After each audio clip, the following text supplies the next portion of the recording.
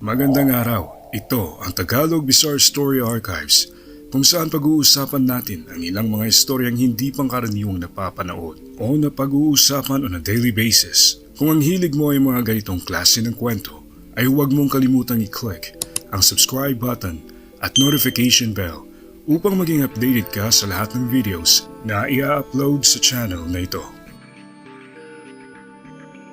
Tagalog Bizarre Story Archives. Ang pagkawala ng Malaysia Airlines Flight 370, pinakamalaking misteryo sa aviation. Mga sasakyang panghimpapawid, handa ka bang sumakay sa mga ganito? Maraming tao na ang sumubok at patuloy na sumasakay sa mga eroplano. Ngunit isa sa mga pangambang kailanman ay hindi mapapawi sa isipan ng mga pasahero ay ang posibilidad na hindi makarating sa paroroonan. Tulad na lamang ng ating kwento ngayon kung saan ang Malaysia Airlines Flight 370 na kilala rin bilang Boeing 777 ay misteryosong nawala at patuloy pa rin na hindi nahahanap hanggang sa kasalukuyan. Ating pag-usapan kung ano nga ba ang mga nakaintrigang detalye patungkol sa kasong ito. Isa ba itong aksidente? Isa ba itong kaso ng suicide ng piloto at nadamay lang ang mga inosenteng crew at mga pasahero? O ito ba ay may kinalaman sa supernatural phenomenon na maaaring dulot ng mga extraterrestrial beings mula sa kalawakan? Noong March 8, 2014, ang nasabing eroplano ay nag-take off mula sa Kuala Lumpur International Airport patungong Beijing Capital International Airport. Sa biyaheng ito ay may dalawang piloto na sina Sahari Ahmad Shah at ang co-pilot na si Farik Abdul Hamid. Lulan nila ang 12 crew at ang 227 na pasahero. Bandang 12:41 ng madaling araw ay naghanda na para sa pag-alis ang eroplanong ito. Lahat ay nakaayos na at kahit ang mga pasahero ay unti-unting nakakampante sa kanilang mga upuan dahil sa ang oras ng pag-alis nito ay madaling araw. Kung iisipin ay wala namang dapat na ikabahala. Ngunit isang detalye na dapat mong tandaan patungkol sa misteryosong biyahe na ito ay ang pagpatay-sindi ng Aircraft Communication Addressing and Reporting System o ACARS. Para sa iyong kaalaman, ang ACARS ay ang nagpapadala ng mga signals at data ng daloy ng paglalakbay ng mga sasakyang himpapawid, specifically ng mga eroplano. Ang huling transmission na natanggap tungkol sa lokasyon ng Flight 370 ay bandang 1:07 AM bago na masagap pa ng system. Samantalang bandang 1:19 AM naman ay muli namang nakatanggap ng tawag mula sa crew ng eroplano. Ang huling voice transmission mula dito ay naglalaman ng mensaheng "Good night Malaysian 370", isang mensaheng wala namang malalim na kahulugan noong una. Dahil ito ay isa lamang protocol message sa ordinaryong mga flights, ngunit tila may mas malalim palang magiging ibig sabihin kalaunan.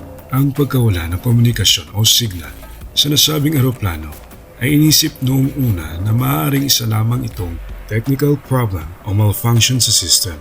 Pagpatak ng 1:21 AM ay bigla na lang namatay ang transponder ng MH370 na siya nagmo-monitor at otomatikong sumasagot sa mga signal na paparating at papunta sa eroplano. Tipikal na ginagamit ito upang malaman ang lokasyon ng eroplano. Nagawa pang i-track ng Malaysian military at civilian radar ang eroplano bandang 1:30 ng umaga. Ay natagpuan ito na dumaan sa Malay Peninsula at Strait of Malacca.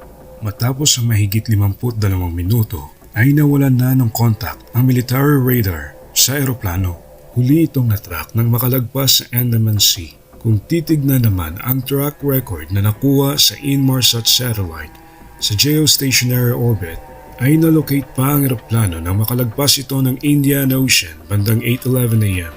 Ang detalyeng ito ay nalantad lamang sa publiko isang linggo matapos mawala ang nasabing aircraft.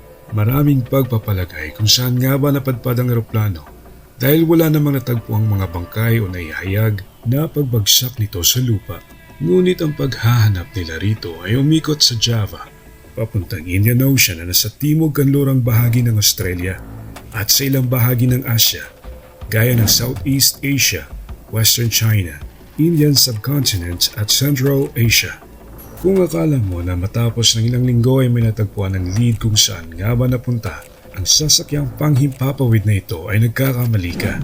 Noong Hulyo 29, 2015 ay doon unang nakahanap ng debris ng eroplanong ito Natagpuan ang wing flapper nito sa beach ng French island ng Reunion. Ang layo nito mula sa Indian Ocean ay 3,700 kilometers. Hindi naman nakapagtataka kung paano ito napadpad dito dahil hindi malabong inanod ito matapos ang mahigit 1 taon na pamamalagi sa ilalim ng tubig kung totoo man na ito nga ay bumagsak sa nasabing karagatan. Ngunit marami pang lugar na nakahanap ng ibang parte nito matapos ang 1.5 taon, gaya na lamang ng mga tabing dagat sa Tanzania, Mozambique, South Africa, Madagascar at Mauritius. Kahit na maraming parte nito ang unti-unting sumulpot sa iba't ibang bahagi ng mundo, ay hindi pa rin nagawang matagpuan kung saan ang eksaktong lokasyon ng eroplanong ito. Wala ring mga bangkay na natagpuan makalipas ang maraming taon. Ang paghahanap sa Flight 370 ay tuluyang itinigil ng gobyerno ng Malaysia, Australia at China noong Enero 2017. Nakakalungkot mang isipin ngunit noong Hulyo 2018 ay tuluyan ng ibinahagi ang report na ang pagbabago ng daan ng eroplano ay dahil sa manual input. Sa kabila ng pagtukoy kung bakit nagbago ang destinasyon nito, ay hindi pa rin malaman kung bakit at paano ito nawala na parang bula. Maraming haka-haka at theories na maaaring magpaliwanag kung ano nga ba ang tunay na nangyari. Ngunit hindi ibig sabihin nito na iyon na nga ang katotohanan sa likod ng pagkawala ng eroplano. May mga nagsasabi na maaaring ang mechanical failure ang rason kung bakit biglang naglaho ang eroplano.